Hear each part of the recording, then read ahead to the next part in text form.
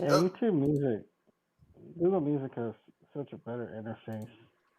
Yeah. Everything is a lot better organized. Plus, you could listen to whatever you wanted, and you weren't like bound by YouTube. Because there's stuff that's blocked on YouTube because by region, Google Music was region free, so you could listen to stuff from Paris, the UK, whatever.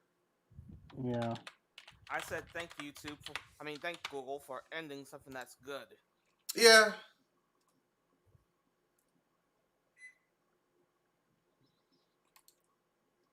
Because that means we have to use alternative measures.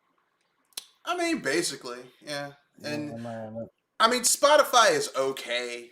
I'm not gonna say it's terrible, but YouTube Music sucks. I said it. It Yeah, it sucks. wasn't. Yeah, it wasn't as good as. Actually, YouTube music sucks, but not as much as YouTube gaming. Uh, yeah, YouTube gaming isn't that good either. But we're live with another episode of BS Busters. The first one of 2022. That's right, folks. The first BS Busters of 2022. So we've got some good topics. We've got some good side topics. The main topic is going to be a good one because we're looking at the best and the worst of 2021.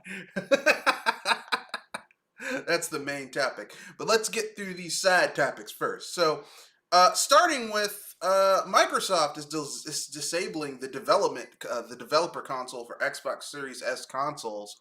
Not for the reason you might think, but I because was gonna people. say, what the heck? Yeah, well, they got rid of it because people were paying the $20 to unlock the development console for the Series S, which is $299, the same price as a Switch. But here's the cool thing about the Series S console: you pay for the dev console, and then you can download all these emulators to play other systems, Yeah. which made it one of the best emulation stations ever. Um, so, what are your guys' thoughts on that? Agree, disagree, yay, nay? How do you feel? I'm Well, I trying not to mean, laugh at for the this. for the most part, a lot of, I mean, I'm sure they want to be able to stay cozy pertaining to third-party companies, and they don't want to piss off Nintendo because I know Nintendo's been going on a tirade on emulator sites, and so they kind of want to protect their intellectual property so that I know a lot of this stuff is. Problem I have with it is a lot of the stuff people are emulating are older games, but Yeah, third party companies are weird about this sort of thing because they're like, well, we might want to sell it again, or well, we might want to remake it. It's like, yeah, I don't know. yeah. I think it's, I Joel. I'm trying not to honestly laugh at this. This is so wrongly funny and sad at the same time. Yeah, I am actually like from a business standpoint, I understand why Microsoft did it, but from a consumer standpoint, I'm like, I don't see the harm in emulation or even emulating older hardware. Now if this is some stuff where you're emulating something that's still being commercially sold, like a Switch emulator or a Oh boy, that's PS5 emulator or even a PS4 emulator or a Wii U emulator or a Xbox One emulator. I can understand that, but like Kenoshi said, most of these are old. Like here's the way I feel about it, and I know people are gonna say, "Well, what about the Nintendo Online Library?" Which I mean oh is a joke. no. But if Nintendo hasn't gotten all the money they could possibly get from Super Mario World for the SNES by this point, I mean, Jesus. I mean, like, why are you getting mad at someone for emulating that game? Like, I don't see the point in it. Um, like, because at this point, the games, like, no one is going back remaking those games, and they shouldn't. Like, no one should go back and remake Super Mario World for the Super Nintendo. No one should go back and remake Beetle Adventure Racing for the N64. Like, I don't see the problem with like emulating old hardware that is in some cases really hard to get your hands on. These games, a lot of these IPs are in rights limbo. Hmm. Um, So I mean, personally, I don't see the point in getting on people's asses. How dare you emulate that? I'm like, who fucking cares? you Yeah, exactly. know, Yeah. like you know, like Uh-huh. you know. Now if someone's trying to emulate something from this gen, from current gen or the last gen, okay, people, because a lot of people are still rocking last gen hardware. A lot of people still have their PS4s, their Xbox Ones, and they haven't upgraded. Even if they want to, because they can't get one, get the new stuff. You know, but for stuff that there isn't still a lot of stuff being released for it, or it's retroware, like I don't see the problem with it. Clearly, this is being done because Microsoft released the developer console so that like garage developers could release little games for System. their system. Um, but I mean, if someone figures out a way to hack a system so it can play other stuff, I'm not going to be like, how dare they? I'm going to be like, well, I mean, they did buy the system. Because the whole point of selling you a device is that someone buys the system. And then they buy games for the system. So, if they buy other stuff for it, if they do other stuff with it, I mean, who am I to stand in your way? But that's my own take on it. Anything else you guys want to add before we go to the next topic? Much as I want to at least say that this is going to be one of those things to keep an eye on, something tells me that this is going to be one of those topics that are going to be kind of short. No, I I mean, think I think I think somebody will probably figure out a way around to keep the keep uh keep the developer mode on. Like I'm sure there are people figuring out how to bypass their developer mode from getting canceled. So yeah. I mean, all I'm saying is this. I'm not against people because, like I said, you buy a console, you can do whatever the hell you want to do with it. Like I don't think it's fair for a company to tell you you can't do something with something that you bought, yeah, even if it's inappropriate. You know, like you should be able, because you bought it, it's yours, it's your property now. yeah, And I know that's where you get into like copyright law and user license agreement stuff, Oh, but legalese. ultimately, I think once you buy something, you can do whatever you want to with it. Like if you go to a grocery store and you buy a banana, if you want to take that banana home and shove it into an orifice that's not your mouth, that's your business because you bought it. Your like, line, not yeah, mine. like I don't think someone should be able to tell you you can't do X, Y, or Z with something that you bought.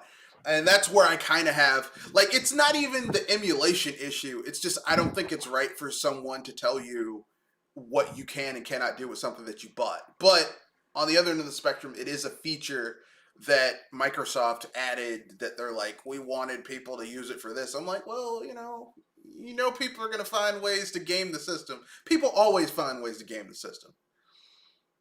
But that's my own personal opinion. Next topic: top 10 turn-based RPGs that need a comeback. And I will be screen sharing this because some of these are not. Some of these are not RPGs. I'm just telling you, are not like classical RPGs. Let me do. Let's see. Screen share this. There we go. 10 turn-based RPGs that need a comeback. Some of these are not RPGs. I'm just saying because they always do this, and I'm screen sharing this so everyone can look at it. Number 10, Shadow Hearts. Never heard. It was an RPG system it was an RPG series that actually technically got popular on the PS2, but it actually began on the PS1 with Kudelka or Kudika. I think it was Kudika. Yeah, Kudika, which was this weird kind of, like remember how when Final Fantasy VII came out, all these other developers were like, we can make JRPGs for the PlayStation 1 too. Well, Shadow Hearts Kudeka was one of those RPGs that wasn't trying to be a Final Fantasy VII clone, to its credit. And the cool thing about Shadow Hearts is it basically was an alternate history where like World War One and World War Two were started by like supernatural entities.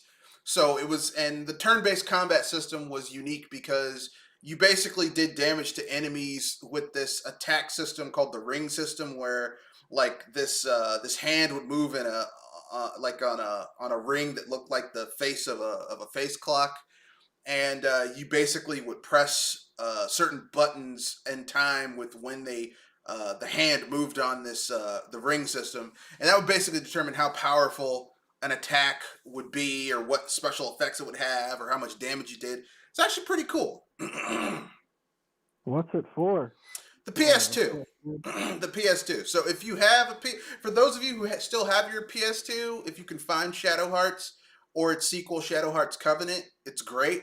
Um, for those of us who don't have a PS2, or got rid of your PS2 years ago, you might have to emulate it because no one cares about this game. So there you go. You might have to emulate it. I was gonna say, I never heard about it until now, so It's pretty good. sparking my curiosity. Yeah, I don't know how much. I mean, the game wasn't ultra popular during the 6th gen, so you might be able to get a physical copy for cheap. But worst comes to worst, you'll have to emulate it. Yeah, you'll have to emulate it. But hey, look, listen, whoever released this game, if they actually cared, they would have re-released it in some way, shape, or form. Number 9, Wild Arms. Now, I know everyone's heard of this. Oh, Yeah. Now, Wild Arms, to me... no, go I ahead. was going to say, which Wild Arms? Because I got a few of them. Well, they mean the whole series. Okay, in that case, I could agree. Yeah, Wild Arms... Wild Arms is a great series in a sense. Yeah, Wild Arms to me felt like the unofficial sequel, the unofficial successor to Lufia. Because basically you had normal dungeon, like it had the normal RPG tropes, but then when you went into dungeons, it turned into like a puzzle game where you had to like figure out like how to trip switches and use each character's abilities to like traverse various hazards throughout the dungeons. I think the first 3 or 4 Wild Arms games were good. When they went to the PSP is when it kind of went down for me a little bit. Yeah. Because I was like, I didn't own a PSP because I didn't like, and this is my own ignorance, because the PSP had some really good games, but for me, I was like, if I have a DS, what do I need with a PSP? It's like, so I never got a PSP, and now trying to find a PSP is kind of hard. The PSP didn't make any sense. There's some hardware decisions about the PSP that didn't make any sense. It's like, oh, we're going to use these UMDs. We're going to have moving parts in a handheld system that mostly kids are probably going to use. Yeah, that's a great idea. Oh, and the battery life was pathetic. Yeah. The battery life was a joke. Well, they used... Not to mention the controllers. I mean, not to mention, for me, the controls were kind of highly exposed, and well, it didn't have dual control sticks, so like certain games that were ports of PS2 games on the PSP just didn't feel right. It's like I only have one control stick. I need 2. And the thing is, it's like the moving parts sure didn't help that battery. No, it didn't. But plus, just in general, like the amount of processing power that was being done in order to get those close to PS2 graphics, it wasn't going to have a great battery life anyway. Like, it's even the UMD format for movies, because like Sony went all in because they were trying to push that format. Like, even if you like got Spider-Man 2, the amazing Spider-Man 2, and put it into a UMD, you couldn't even watch the whole damn movie on a PSP because the battery would run out. Wow. Yeah, like you had to have one of the. You had to have the battery extension, the charger, and plug it into someplace, which kind of defeats the whole purpose of having a portable gaming device. I mean, it's the same issue with the Switch, because even the new Switch doesn't have great battery life. It's like, yeah, I'm gonna play this game. Yeah, I can't. I remember taking my Switch to the movies because I like to go to the movies early, and I'm like the Switch was in sleep mode going to the movie theater, And then the movie didn't start for another hour. And by the time the movie started, the battery, which when I left the house, I had taken out the charging dock, was at 100%. By the time the movie started, it was at 63%. After an hour of gameplay. Yep. I mean, no, that's terrible for a handheld. I'm going to fight you on that one. Seriously, that's not bad if the trip wasn't that long and it took an hour for it to go down to 67%. 63. To 60. That's terrible. That is not bad. That is terrible. There are laptops that you can do some serious video editing on, and that lasts longer than the Switch. Let me put it this way. Battery hogs. That is great. Have a worse battery life than the Switch. That is great. That is great if you're thinking of, okay, this is a console that I can take other places. As a handheld, which is what most people use the Switch as, a handheld, that's terrible battery life. That's god awful. That's horrible battery life. That's on the level of a PSP. Of course, now, disclaimer, I don't have a new Switch. I have the original base model that came out, which has the worst battery life of all the Switches, so... And that's the thing. I know what you're talking about, so have that version. Which is why I don't, use my Switch portably. I'm just like, yeah, you're not going out. You're staying home. Forever. You're staying home and plugged in because I see these commercials where people are like, the commercials they had for the Switch when it first came out, and people taking it to the basketball court and going all over the place. I'm like, shit, you only go in like 2 or 3 places before the battery runs out. What the fuck's wrong with you, bro? But anyway, Wild Arms. Great series. I wish it would be brought back. It's owned by Sony, so, they could really bring that franchise back easily. And now that they're putting games on PC, they could bring it to PC too. Another Sony darling that they did nothing with, Okagi, number 8, Okagi, the Shadow King. This game is basically kind of like, it's a very interesting RPG. The only way you can play it now is through the PS4 via digital download, but I had it on PS2 as well. It's a pretty good game. The general conceit of the game is that your main character gets cursed by Stan, the Shadow King, who basically had his powers taken by his enemies. So you basically go around fighting these other evil kings who took some of Stan's power. And by the end of the game, it just kind of gets really weird. To be honest with you, I've only gotten like 67% through this game. I've never beaten it. But what I played from it, I liked. So, yeah. It's a turn-based game, though. Number 7, Lost Kingdoms. It's a GameCube exclusive RPG. Oh, okay. Yeah, this is a unicorn right here because there's only like 10 RPGs on the GameCube, maybe 12. But anyway, Lost Kingdom is a GameCube exclusive RPG featuring a fantasy world, unique characters, and a very fun card-based battle system. While the story of Princess Katia is interesting and focused, it's the card battling system that truly makes this game shine and stand apart from its counterparts. Lost Kingdom's battle system is a perfect mix of turn-based card strategy and real-time movement. Players are able to freely move to avoid enemies, but also must utilize their deck of cards for attacking, defending, and using items. Well, I think they're being kind of, facetious? No, I think... my voice just makes it sound like I was being facetious. I was reading the caption of what they said of describing the game. It's just the whole time they were talking about it, I'm like, well, it's like really the best card battling game on the GameCube was Bait and Katos. Like, I'd have to play this game for them to be able to say all this, to do the shine job and me actually, care what they were saying. Skies of Arcadia.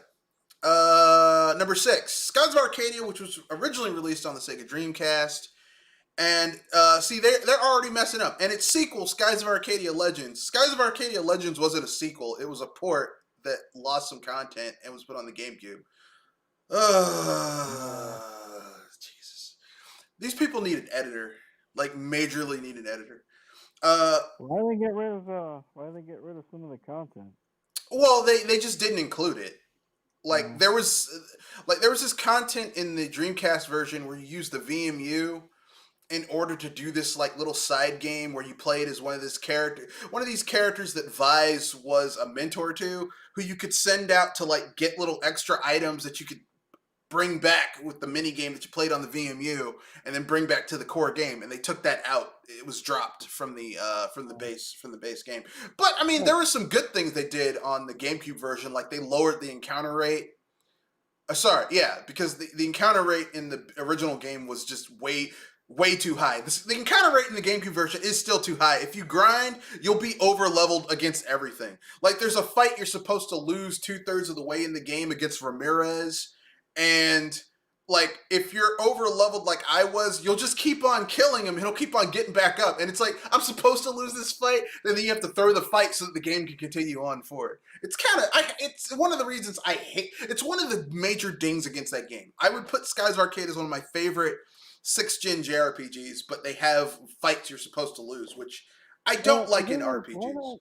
Why not write the script differently if you win the fight, like the bad guy gets away or something? Because they weren't expecting people to grind that much and be that high level at that point. It's a fight you're supposed to lose. It's one of those things, yeah. It's like, you grind too much, you're too powerful. I mean, they do the same thing in Bravely Default, because I was playing Bravely Default 2 on PC, and I was like, I'm not grinding forever in order to get these jobs maxed up. So I maxed out my levels early. And there's a point in the game where you meet one of the major villains, and it's a fight you're supposed to lose. And I beat him, and the game's like, oh, you ground too much. The world ended. It's like, and the game starts all over again. You're like, oh, man. That's weird. Yeah, I hate unwinnable fights in games. But anyway, Skies of Arcadia is number 6, and it's one of the best JRPGs of the 6th gen. Personally, I put it above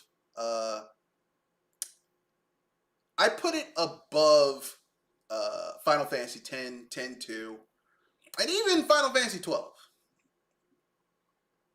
I do.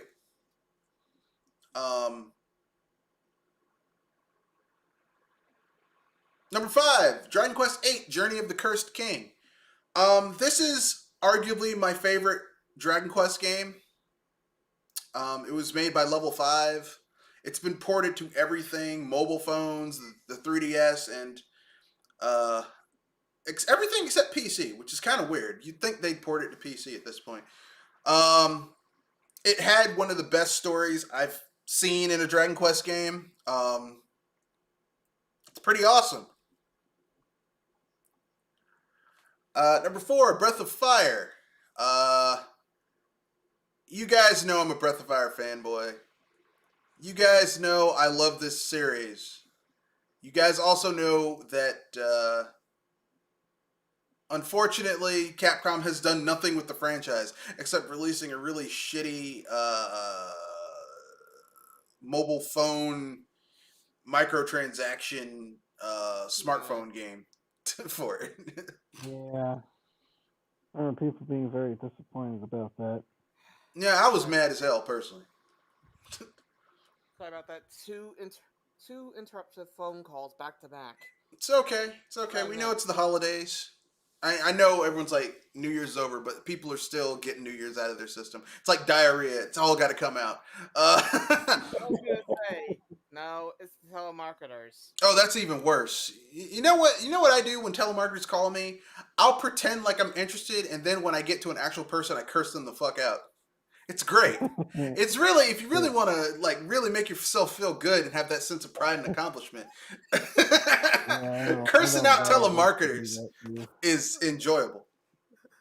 So, what's number 5 on the list? Since I think I heard you guys talking to that point. Number 5 was Dragon Quest VIII, Journey of the Cursed King. Oh, that's a good game. God. Yeah. The story is really good. Like the twist in Dragon Quest VIII and finding out who that mouse is that's been accompanying your character, finding out your character's true uh, origins. Yeah. Like it's just a really well made Dragon Quest game. Like really, I think Dragon Quest VIII is one of the best Dragon Quest games, modern Dragon Quest games that have come out. It's better than 9. It doesn't have the battle system isn't as in depth as 9, but it's like the story is better than 9. I've never played 10 because Square Enix never localized it. But and 11, yeah, Dragon Quest 8's better than 11. I said it. I question that, but I say that's a good debate for another time. What? That Dragon Quest 8's better than 11? Dragon Quest 11? I would say that both of them are pretty good. I mean, like none of the Dragon Quest games are absolutely terrible, but if you just put them head to head, I would say 8 is a better game than 11. I could at least say that's at least workable. Um, I'm just saying that I was trying out both games, so I can say it's kind of a mix for me. I've played and beaten both of them, and I can tell you right now, just for me, 8. Although there's a caveat here: if you're gonna play 8, you got to play the PS2 version because the 3DS port is they changed the localization and some of the events in it to make some of the characters less villainous, and it kind of makes the story suffer a bit. And plus, it's based off the mobile port. Yeah. So that's kind of the only real rub of 8. If you're gonna play it, you got to play the PS2 version. In order to get the best story, because there's some villains, there's some characters in those in the PS2 version who are complete assholes, just really like melodramatically evil, and it's like, man, when something bad happens to them, you're like, you know what, you deserve that, you're evil. But anyway, the sad thing about Dragon Quest VIII is that a lot of people got it just so that they could play that Final Fantasy XII demo that was on it, which is kind of sad because it's a good game in its own right. Yeah. Bites when you think about it. Yeah. I've always said that Final Fantasy, like, people have always given the accolades to Final Fantasy, but Dragon Quest is the better series in my opinion, because they didn't have, Dragon Quest hasn't shit the bed like Final Fantasy did with that 13 trilogy. Number 4 was Breath of Fire. We already kind of talked about that. We all are aware of Breath of Fire. It was Capcom's answer to Final Fantasy and Dragon Quest, and unfortunately, they killed it with Breath of Fire 5. Dragon Quarter. They literally ate a big old pot of chili, and then got in bed. And then got in bed and just said, I'm not going to leave this bed for 24 hours. And they just shat the bed with Breath of Fire 5. Dragon Quarter. Yeah. Oh, that game is terrible. I'll say this. Dragon Quests 1 through 4 were perfectly fine meals that always worked well with your body. Dragon Quest 5 is a nuclear burrito that once it's in your body, it only has one way to go. Yeah. I hope that there's a bathroom nearby. You ate the nuclear burrito, and then you were caught on the road, and you have a little 2-seater car where you couldn't even get out the car to like go on the side of the road. You were just stuck. So you just had to shit your pants. And that's Breath of Fire 5, folks. It's terrible. Like I would say the first Breath of Fire is basic. It gets like the difficulty curve is ass backwards because the beginning of the game is really hard, and then as you get more party members, the game gets so much easier. By the end of the game, the difficulty curve is a joke. Breath of Fire 2 is better. Right. What? Reverse difficulty curve? Yeah, the difficulty curve is reversed in the first game, but it's the first game in the series, so you can kind of give it a pass for a lot of stuff. Breath of Fire 2 is better, but the dragon system is broken. Breath of Fire 3, in my opinion, is the best in the series because it took what they learned from 1 and 2 and they made a great 16-bit, like the idealized best 16-bit game you could ever imagine, Breath of Fire 3. Then they kind of fucked up a little bit with Breath of Fire 4, because Breath of Fire 4, the dragons don't look like dragons. The story is trying to be too clever, but it's still not terrible. They kind of got rid of the overworld, and it's like a board game where you move from map to map to map. It's kind of like, this doesn't really... It feels like you cheaped out on the development. It's what it feels like. But then, Breath of Fire 5, which is just... Oh god, they ruined the dragons, they ruined the experience system. They made it so hard that you'd probably be doing restarts every 3 fights. Well, the whole point of Dragon Quarter is that you're supposed to play through it multiple times in order to get the best ending.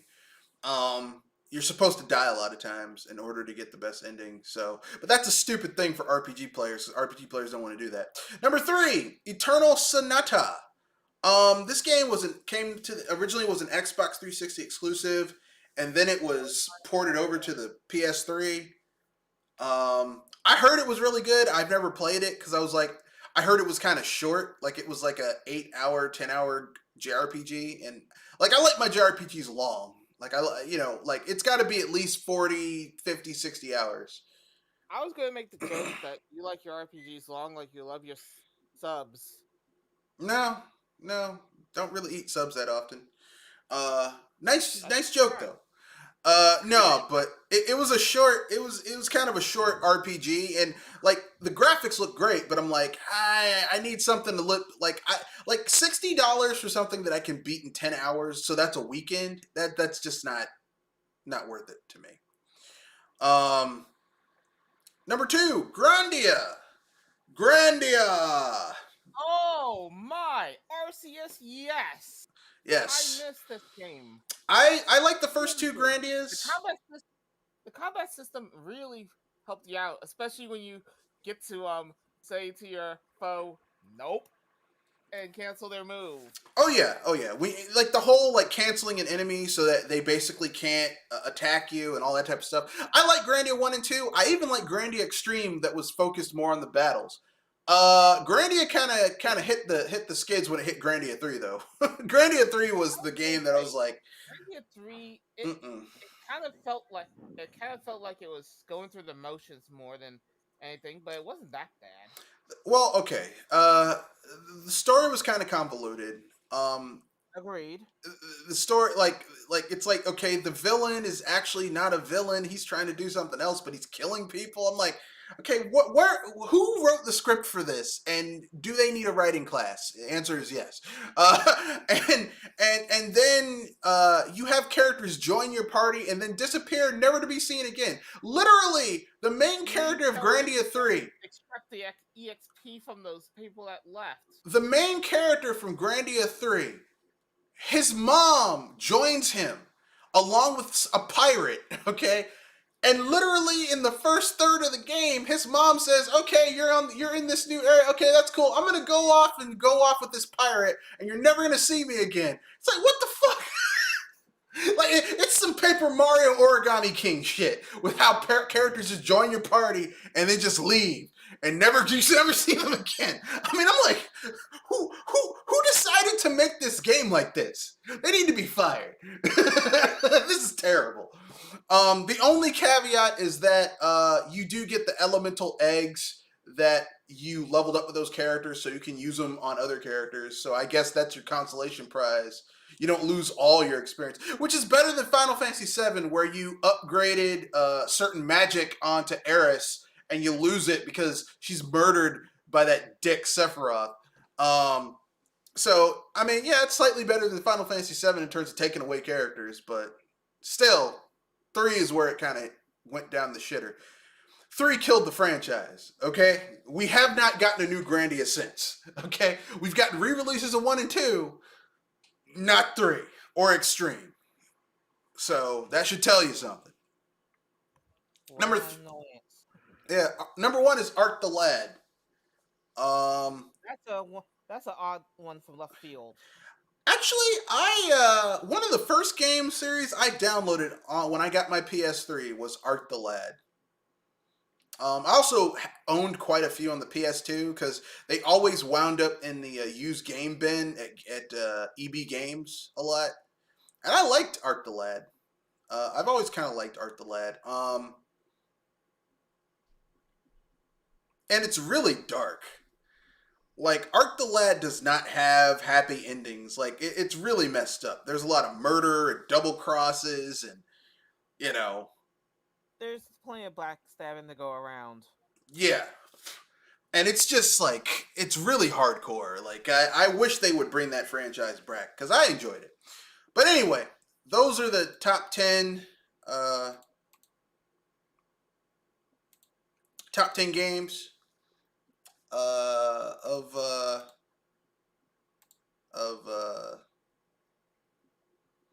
top 10 turn-based games that need a comeback from The Gamer, which is an online zine.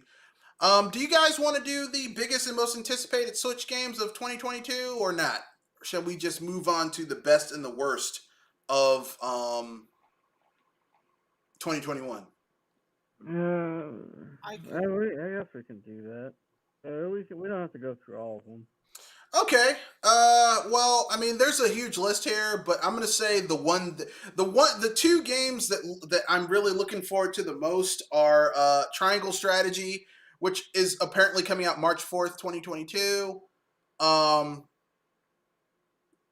I was looking forward to Advance Wars 1 and 2, but the remake, but I was like, if they aren't going to add anything substantial to the franchise, if it's just going to be like a prettier version of what we already had, then I'm not they didn't say interested. if it is or not, so that's the thing that's in the air. Yeah, once I find out more, if they're adding stuff to it to make it more interesting, then I'm into it. If it's just the same stuff, just with prettier graphics, I'm not. Kirby and the Forgotten King, or sorry, Kirby and the Forgotten Land.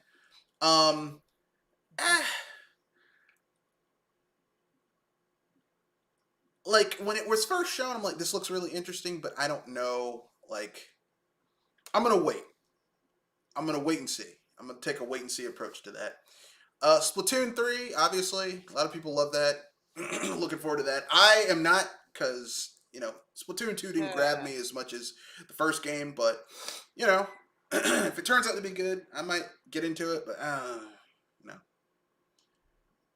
I'm taking a wait and see approach. Bayonetta 3, yes. I'll probably wait. I'm taking another wait and see approach to that. Legend of Zelda Breath of the Wild sequel. I don't know if that's coming out next year. This year. We'll get at least more information this year. We'll probably get more information, but I don't think it's coming out this year. Or it might. I don't know. But if it's just more of Breath of the Wild without major Legend of Zelda tropes that I enjoyed with the series not being there, then I probably won't get it. TMNT Shredder's Revenge. Definitely looking forward to that game. But it's coming to everything. It's not just the Switch. And that was supposed to come out this year, but 2021. But what a mess. Yeah, but I guess it got pushed to this year. Here's some rumors. There's going to be a House of the Dead remake. I'd be totally cool with that. What I really want is a House of the Dead remake for House of the Dead Overkill, the one that was played like a blaxploitation film where the black guy just cursed all the time. Like, he said what you wanted to say, like, that's just fucked up. It's like shit like that. I would love to see that, but whatever. Metroid Prime 4. I love Metroid Prime, but I'm no Prime fan myself, but I get what the point is. Yeah, I'm a Prime fan, but if Prime, I don't want Prime to come out on the Switch if it's going to have to be severely held back by the hardware limitations of the Switch. Like, I don't want to play Metroid Prime and have it chugging to run, or them to have smaller worlds because of hardware limitations. I just don't want to do that. So, if it doesn't come out for the Switch, I'm okay with it.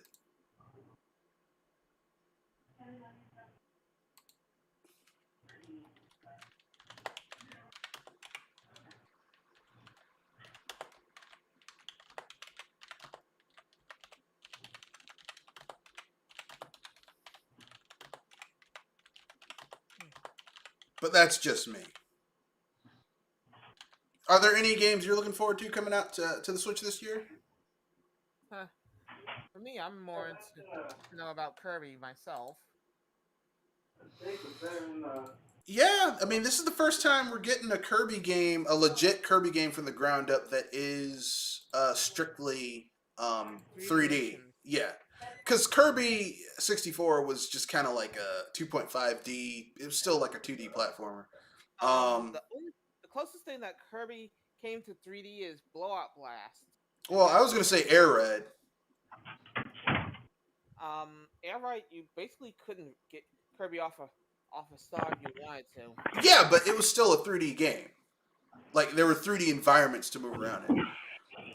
That's the closest we've gotten to like strictly from the ground up. This is a 3D Kirby game, so to have this being done on a bigger scale, maybe this will be Kirby's Mario 64 moment, which is rare because I mean, not that many video game characters who made their debut in 2D have been able to make the jump into 3D. Sonic still, I would argue, Sonic still hasn't been able to do it. I mean, Samus was able to do it in Metroid Prime. Link was able to do it in Ocarina of Time. Donkey Kong was able to do it to a lesser extent in Donkey Kong 64. Obviously, Mario did it in Mario 64, but like other characters haven't been able to pull that off. Like Earthworm Jim. I was going to say, your knowledge may vary on that. Speaking of Donkey Kong, the only reason that game required the expansion pack in order to play is because of a bug that they couldn't fix. Yeah, and the extra memory just brute forced it through, so the bug didn't happen. Look, man, I know people get angry at me. They're like, how do you like that game? I like Donkey Kong 64. Sue me. I like that game. I know people some of the mini games, especially the later ones, get too hard. It's too grindy. I like Donkey Kong 64, but the mini games can vary from fun or very much give you the middle finger. Yeah, going back and getting all the bananas is a chore. I know, I get all that. It's look, I get it. Those are all flaws, but I still enjoy the game. Okay, I acknowledge the flaws. I still enjoy the game. Okay, there you go.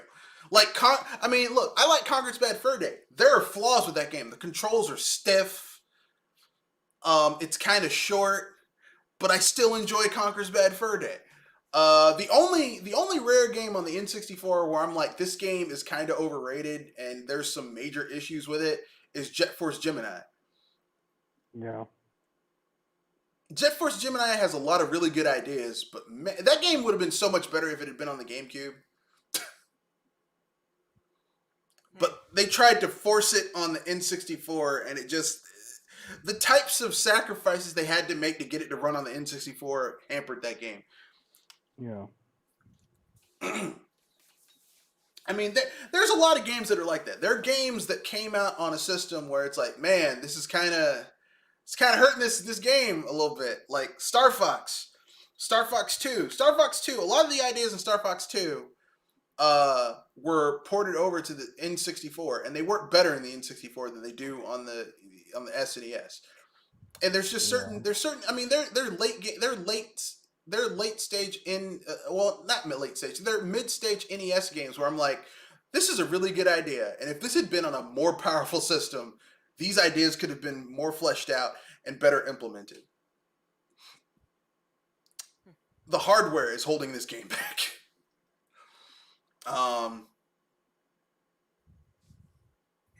But anyway, we have one final topic, and then we'll get to our best and worst of 2020, 2021.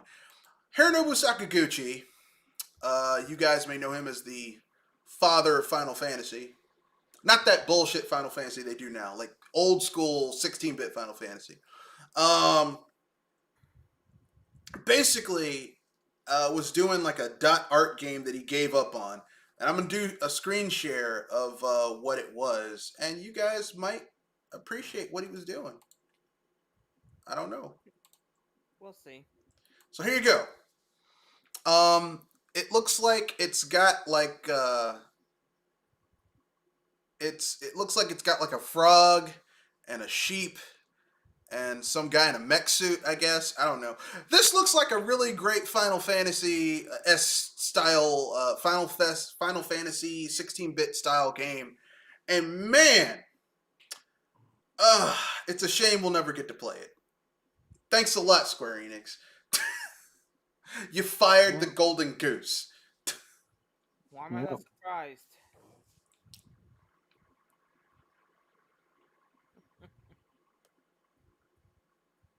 Seriously, why am I not surprised? But because it's Square Enix, and they love taking things that should be an easy slam dunk and messing it up, because that's what they do. But anyway, just thought you'd like that little aside. Hironobu Sakaguchi wanted to make a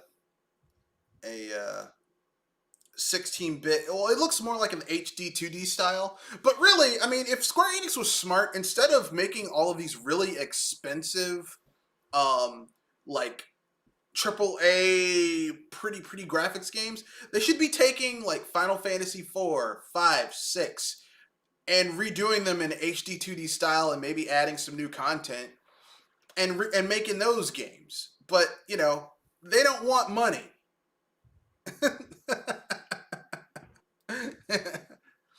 Because I'm pretty sure it's cheaper to port those assets over to an HD 2D engine and add a little bit of new content and sell it. Like, could you imagine Chrono Trigger if they redid it in the HD 2D engine? Do you know how awesome that would be? That'd be wildly sweet. Oh yeah, that'd be cool. Yeah, that would be great. You know? But, you know, that takes creativity and vision. And creativity and vision hasn't been a thing at Square Enix for a long time. Ooh. Yeah, I'm just going to keep on shitting on Square Enix. But anyway, we might continue to shit on Square Enix for our main topic, which is the best and worst of 2021. So who wants to go first? Oh boy. Let's get the bad news out of the way first. What was your worst of 2021? That's gonna be a mixed shot because I'm aiming at Activision Blizzard and if I got it right, it would be Ubisoft because they both were in a mess. If I got it right, but Activision Blizzard got it worse. Okay. All right. Okay. Fair enough. Kenoshi? I would say GTA, the GTA trilogy, because I know people were really looking forward for remake, an HD remake of those games. That was pretty bad. Yeah, it was it was embarrassing for Rockstar. I'm not gonna lie, that was an embarrassment for them. I'm like, man, I don't know how you do that.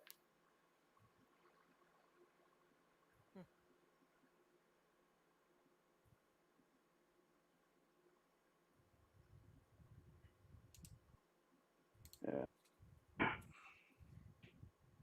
What about you, Red? It's kind of tough. It's kind of tough because, I mean, for as far as companies go, I'm gonna say it's a shared asshole of the year for Activision Blizzard and Ubisoft because they both are pretty terrible. Um, you know, Ubisoft for trying to dodge responsibility. I never shared this story, but I think it's fair to say it. You know, as you guys know, I'm a heavy PC gamer. I went to PC Gamer and I was talking in PC Gamer in the forums, in the chat forum, where I'm like, yeah, it's a shame that that Ubisoft did this. This was early last year when that stuff was coming out about Ubisoft. They had a plant from Ubisoft in the chat section attacking people who were attacking Ubisoft. What? Yeah, a plant, a shill. They had somebody. They had some one of their own hiding in the chat forums. Yep. So Ubisoft is a foul ass company, and I wish they would just, like I haven't bought a Ubisoft game in years. When I do buy their games, they're heavily discounted. I never give full price for Ubisoft games. I would advise other people to do the same. Like if you have to buy a Ubisoft game, wait till it's heavily discounted. Don't pay full price. Um, I agree there. Same thing. Like Activision Blizzard, don't pay full price with these companies. I know you're a gamer and gamers want to play their games, but wait. And while you're at it, be sure not to go into something like World of Warcraft or Hearthstone.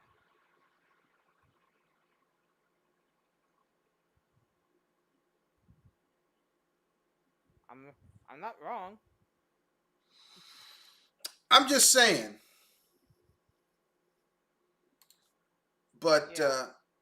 I mean, listen. I know people want to play their games. Like if you're someone who plays Hearthstone professionally, like that's your job, you can't stop playing Hearthstone because that's your job. Like that's how you make money. If you play games via Twitch, like that's how you make your money. I'm not gonna knock someone's hustle, but for me, as someone who my money is not predicated on making people happy, my money doesn't come from Activision Blizzard directly or indirectly. I won't be buying their games unless they're heavily discounted, and even then, I'm probably gonna be like, I'll wait. But that's my own personal opinion. As far as games go, I would have to say worst of 2020, worst of 2021. I'm gonna put up there.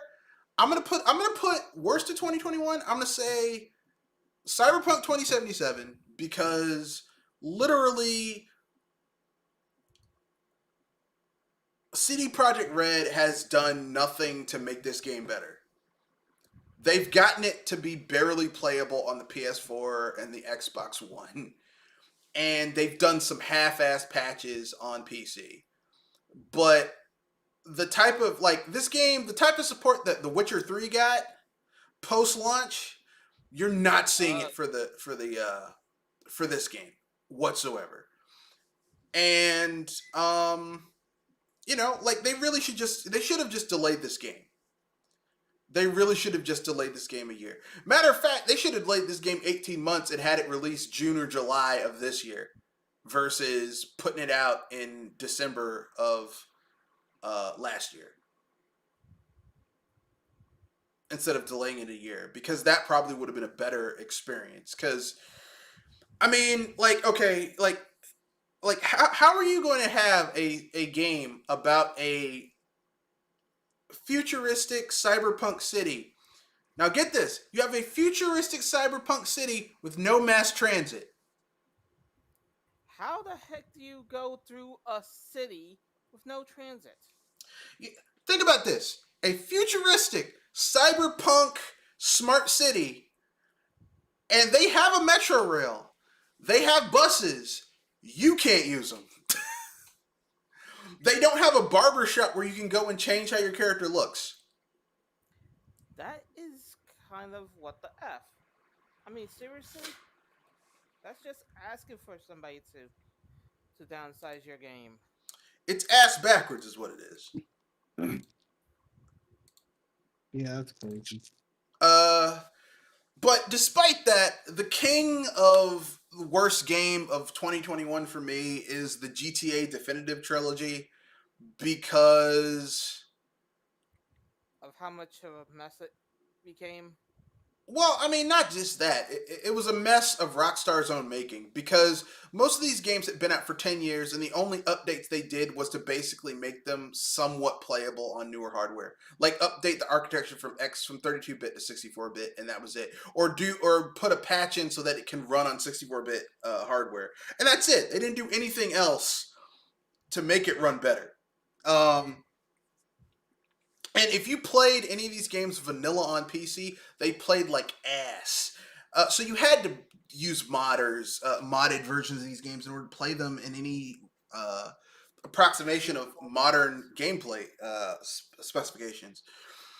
And for them to release a game like this in the state it was in, to go after modders who had fixed old versions of these games to run on hardware, for them to use the cheapest studio they could find to make this to release their marquee games, their marquee titles.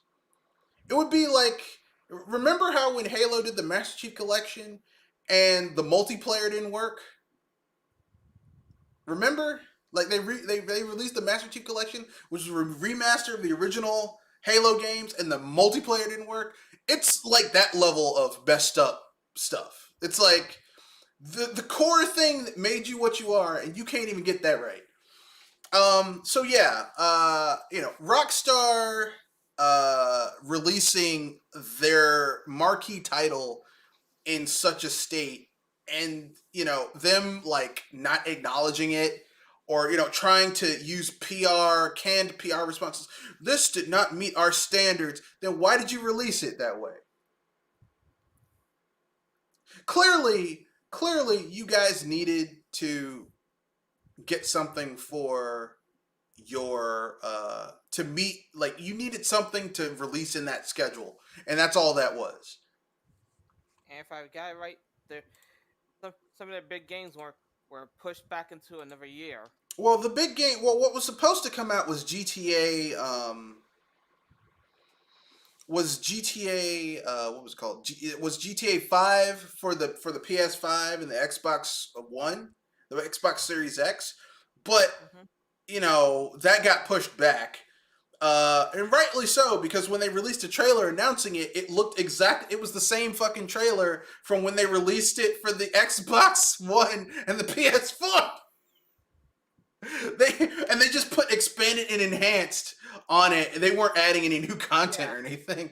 So that's why I was guessing, because something had to be pushed back in order for that to happen.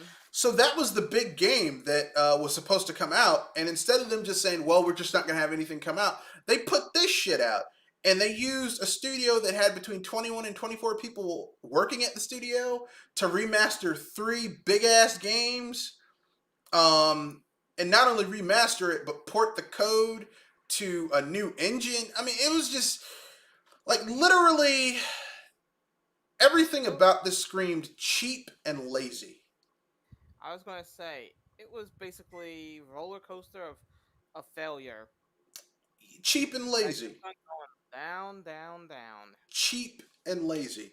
And that's the worst thing, is that this was cheap and lazy. So, that's my worst of 2021 in terms of gaming and the companies. The asshole of the year of 2021 is Activision Blizzard. But we got to go to the other side of that coin, which is the best of 2021. So who has the best of 2021? A good portion of indies, though. I would say Yacht Club for at least one of them, since I actually got one of their games. And which one is that? It's if I got it right, it's their newest Shovel Knight game, the Pocket one. Pocket Dungeon. Yeah. Yeah, I like that game. It's not great. Like, I don't enjoy it as much as the core Shovel Knight games, but it's pretty good. Yeah, it's kind of teasing my puzzle and mentality instincts of that game. Yeah. You get that, right? I get it. I'm just saying it's not like, I wasn't like, oh my god, this is the best ever. I'm like, this is pretty good for what it is. That's the reason why I said Yacht Club games for representation for indies. Yeah. Kanoshi? Psychonauts 2. Guardians of the Galaxy was a pleasant surprise. The licensed game that didn't suck. And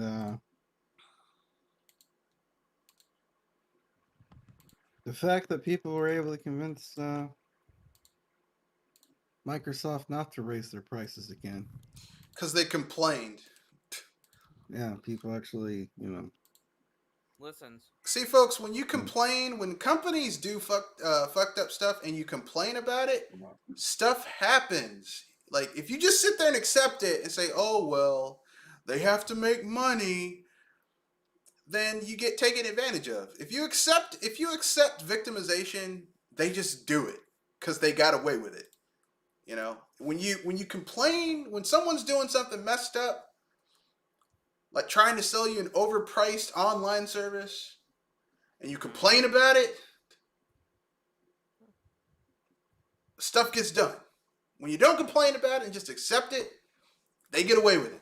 And they'll say, well, we can do it now. They accepted this. Let me go a little bit further. So, you know, looking at you, Sony fans.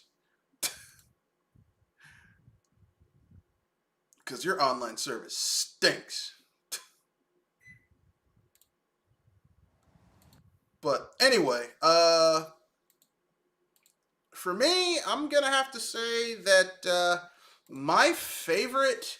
I mean, I think 2021 for me was the year of the indies because most of the games I really enjoyed were indie games, like The Ascent, Cyber Shadow. Um, you know, like most of the games I really enjoyed in 2021 were either indie games or smaller tier titles. You know what I mean? Yeah, that's the reason why I say indie games are the winners of that year at least. Yeah, there was nothing in Hmm. ironically enough, there was nothing that came out in 2021 that I really enjoyed that was like a AAA game. Like everything I really enjoyed was like a double A game or a single A game. Like a lot of retro titles that came out again. Like I wasn't like, oh my god, this AAA game really made my day or anything. Yeah. And I'm okay with that.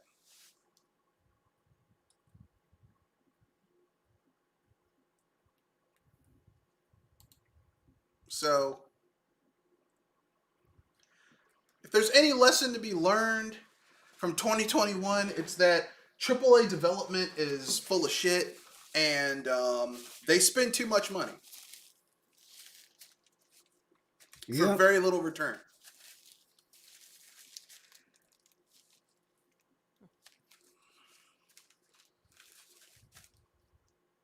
You know, but that's my own personal opinion. That being said,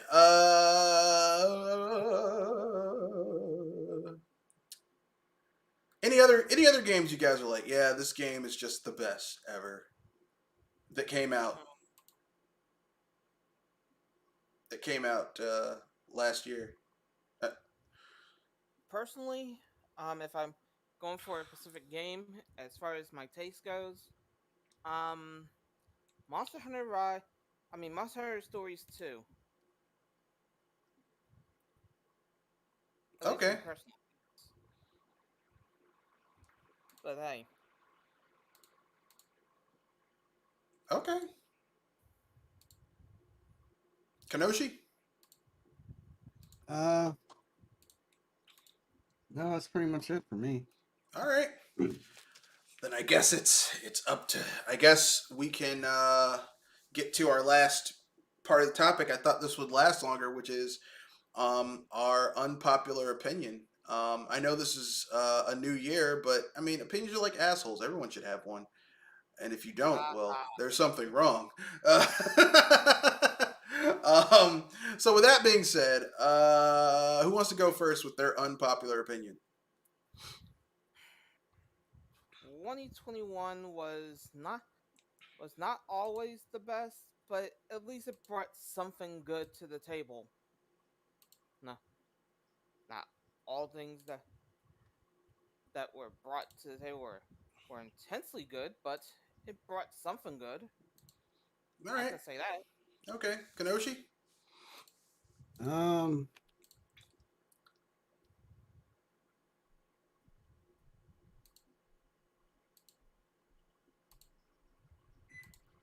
Pretty much 2021 wasn't all bad, pertaining to games.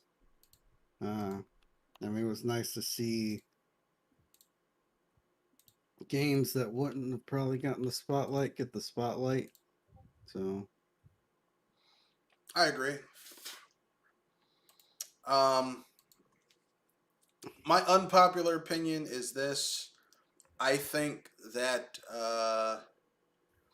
I think my unpopular opinion is this. I think that the only thing that kept me gaming in 2021 was PC gaming. I think that I think the console manufacturers, all three of them, kind of dropped the ball in 2021, in my opinion, a little bit.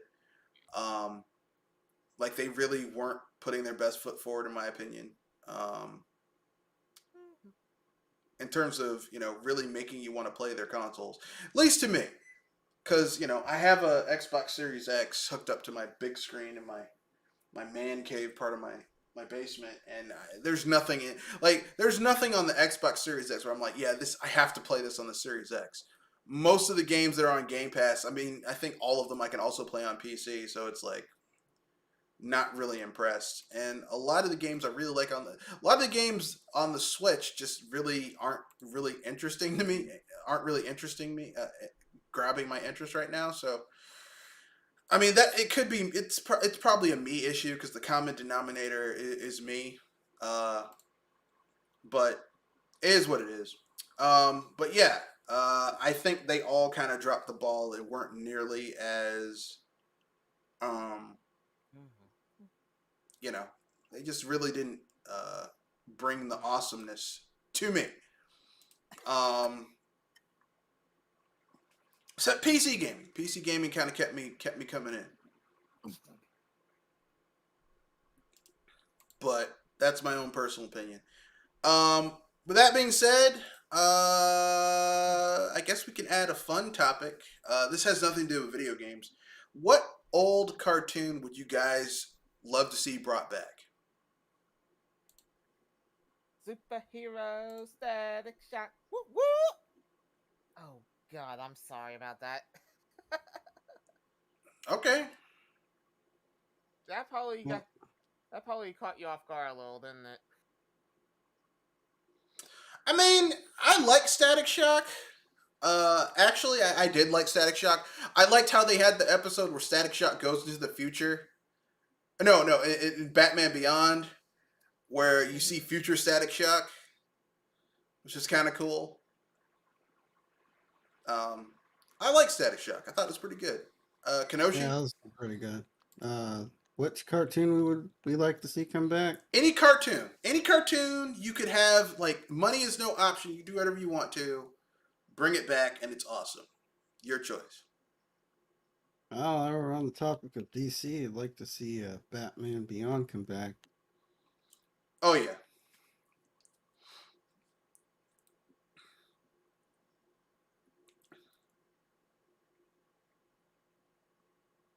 I would love that.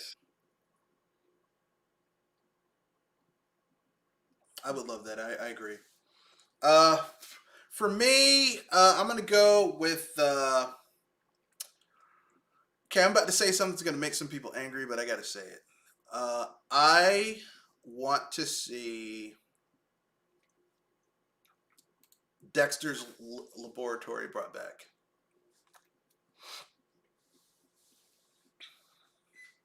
Matter of fact, I'm gonna be selfish.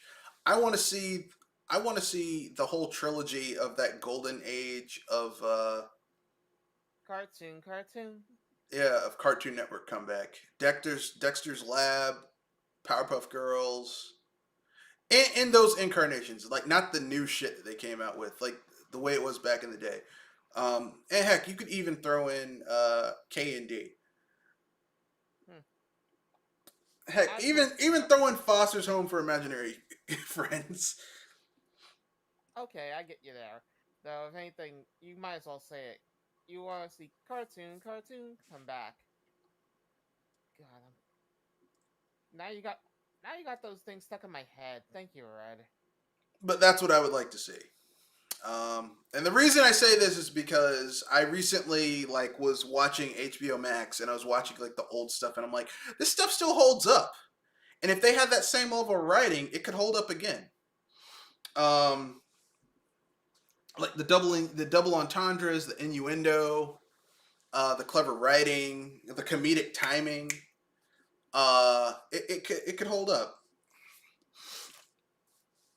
and I'd be down with it. Like we already had Samurai Jack, and it reached its inevitable conclusion because it was a samurai epic, and samurai epics never have happy endings. If you want to see Samurai Jack get a happy ending,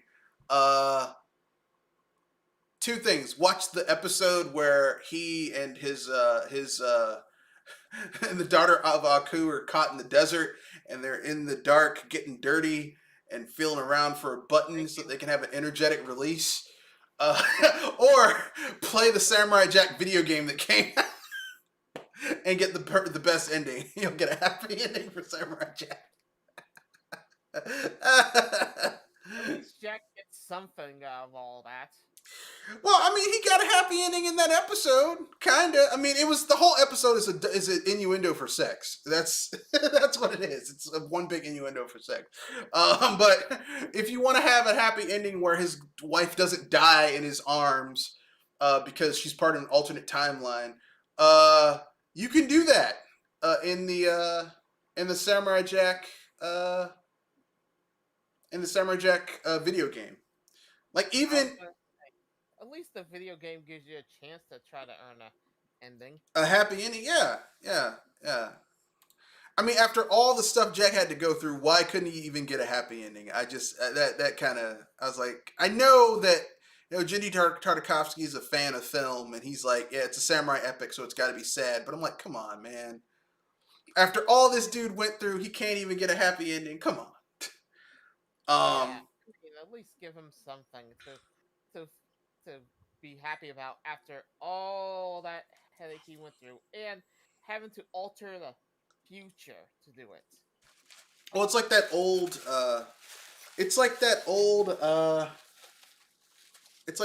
adage from William Shakespeare. It's better to have loved and lost than to never loved at all. Yeah. I don't agree with that. I'd rather not love than love and lose. So then you know how it felt to not love, to lose love. I mean, what's the point of loving just to lose? Like, Yeah, that's at all. But I'm selfish, so that's it's like I don't want to be hurt. But anyway, so yeah, I would love to see that series brought back. Imagine the awesomeness you could do if they did a new Dexter's Laboratory. Set it like maybe age up Dexter to where he's like college age, but he got through college because he's a super genius, and like how this socially maladjusted super genius has to deal with the world. That'd be a very interesting cartoon. Yeah, that could be interesting. Anyway, that's all of our topics. We've covered everything except for we covered everything. Anything you guys want to bring up before we wrap things up? Anyone seen any good movies lately? Good TV shows? One thing I just remembered, and I'm just trying not to laugh at it. I think it's either the Grammys or the Oscars. They got canned due to C-19. I don't blame them. I mean, yeah, especially if you're a singer. I mean, you need your lungs in order to sing. So why would you, Why'd you go out in the middle of this kind of mess, right? Yeah, like why would you put your lungs, on edge? But that's my own personal opinion. But yeah, for me, yeah, I don't blame him. I mean, I don't watch the Grammys anyway. Like ever since they had that Grammy where Kendrick Lamar lost to Macklemore, I was like, this is some bullshit right here. I thought you would at least want to roast them like you would roast the Grammys. No. I cannot take you seriously when Kendrick Lamar loses to Macklemore. And Macklemore goes up to get his thing. He's like, I don't know how the fuck I won. And I'm like, you know what? Fuck this award show. I'm done. No. No. If anything, at least it has more credit than the VMAs. Yeah, but the VMAs don't have any credit at all. The VMAs is just some bull. It's an excuse for musicians to go. It's basically the equivalent to the Golden Globes, where they go and they get drunk and they bullshit around, they roast each other. That's all it is.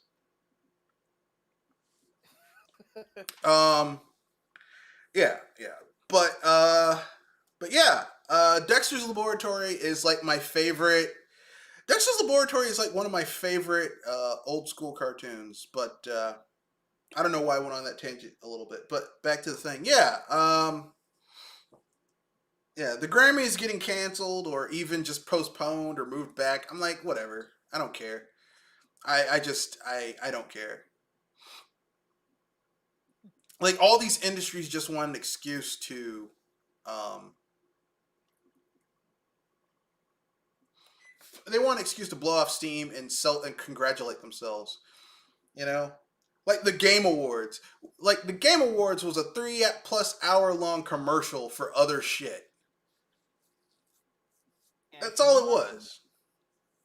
Yeah, I was gonna say, as much as I'm not a fan of the VMAs and have to groan at some of the Oscars, Grammys, and the like, the VGAs just take the cake in both of those credits. Yeah, but that's my own personal opinion. I could be wrong, but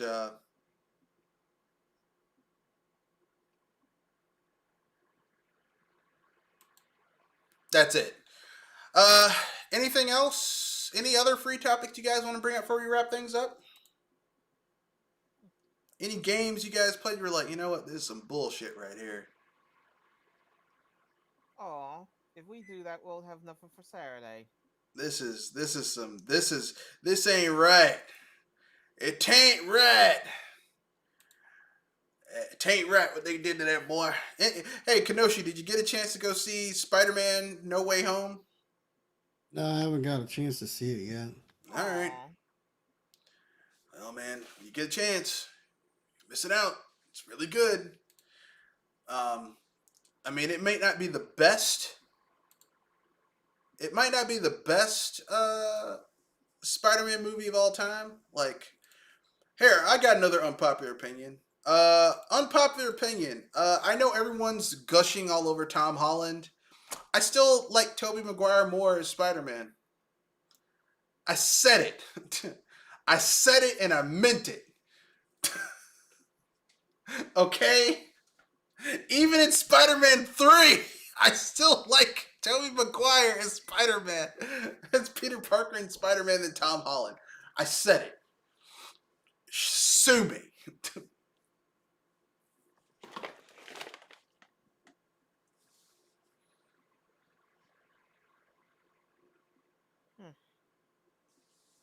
What? No one's gonna cast any aspersions at me. No one's gonna get angry at me.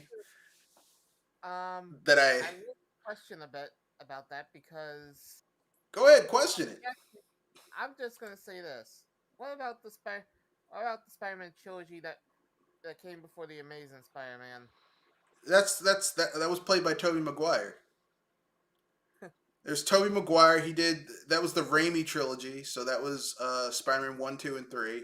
And then there was the Amazing Spider-Man, which didn't even make it to a trilogy because Andrew Garfield and Mark Webb fucked that up royally with that second movie where they tried to pre-game the Sinister Six without doing any of the legwork. I was gonna say that if anything, I consider the newest Spider-Man to be kind of in the middle. I mean, like I'm gonna keep it real. I think Tom Holland gets Peter Parker really well, but his Spider-Man just doesn't really Floppy, right? Well, I mean, he doesn't get like okay. The big thing about Spider-Man is that he's supposed to have this tragedy that is completely on him. Like it's his fault that the tragedy happens, and that propels him to be a better person.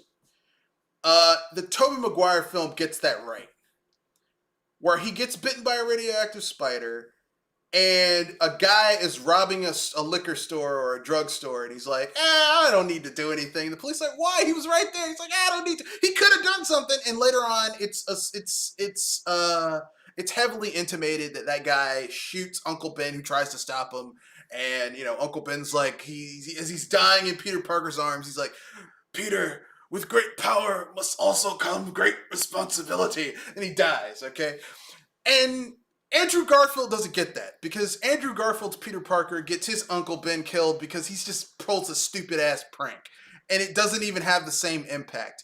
And it's implied that Uncle Ben dies for Tom Holland, but really, like, the 3 movies with Spider-Man are all just one big origin story, and they switch out Uncle Ben for Aunt May in No Way Home.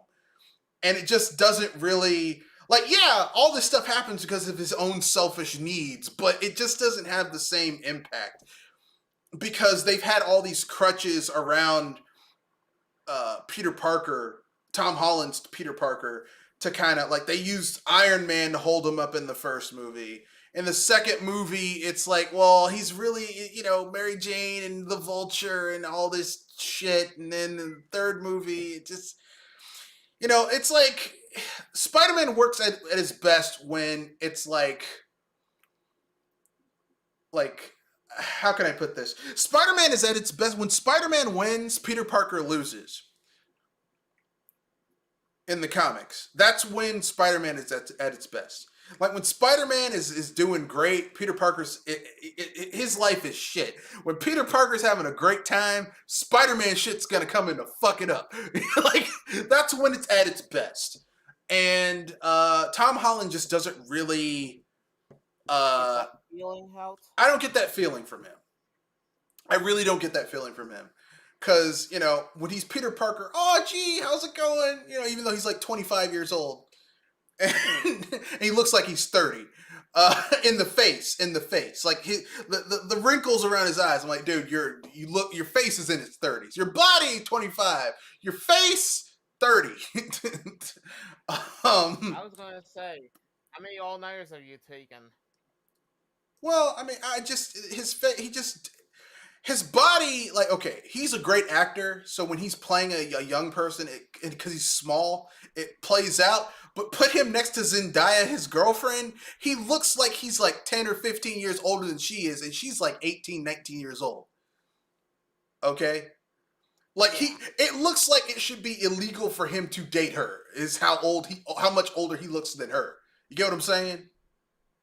Mm-hmm. Okay. So, yeah, Tom Holland just doesn't really, he doesn't, I'm not like, oh my God, this is the best Spider-Man ever. He's great, he's good, he gets the job done, but he's not like my favorite Spider-Man ever.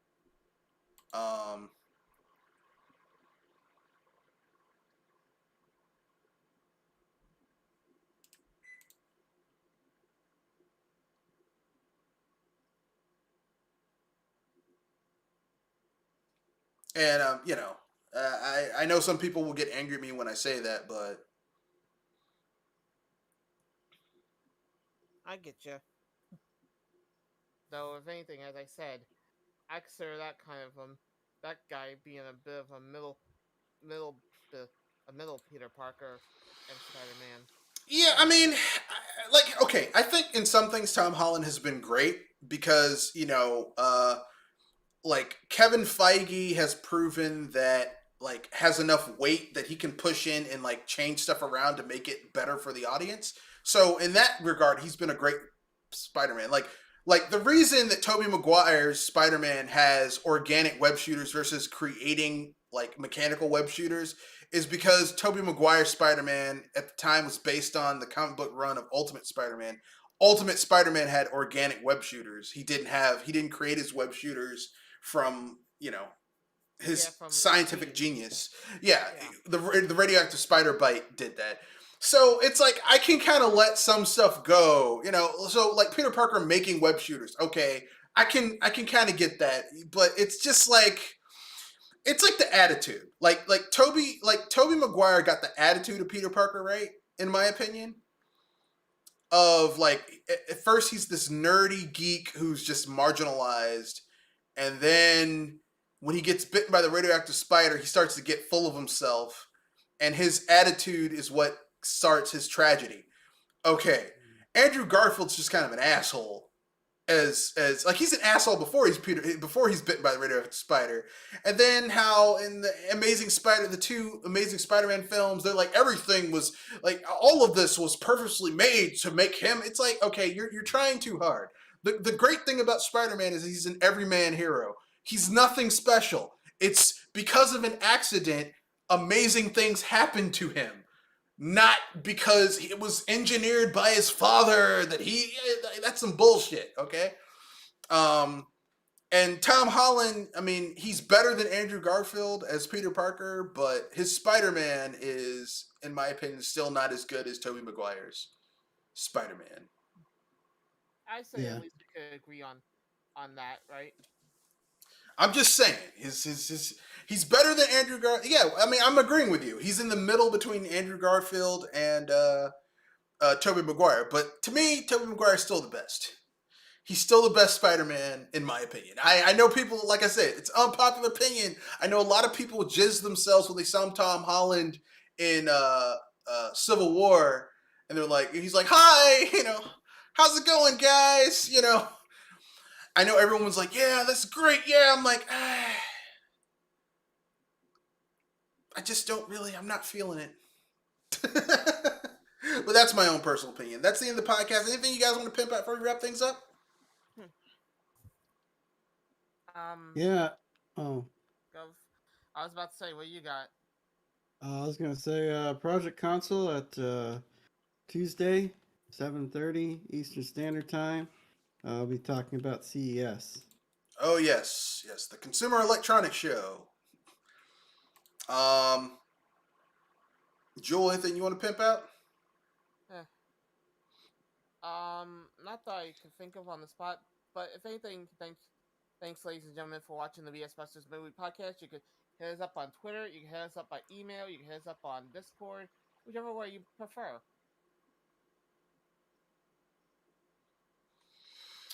All right, this is Mr. Red Fox, owner proprietor BS Busters. We are done with the podcast. All the links in order to get in touch with the podcast are in the description. You can reach me via Gmail, email, Discord, etc., etc.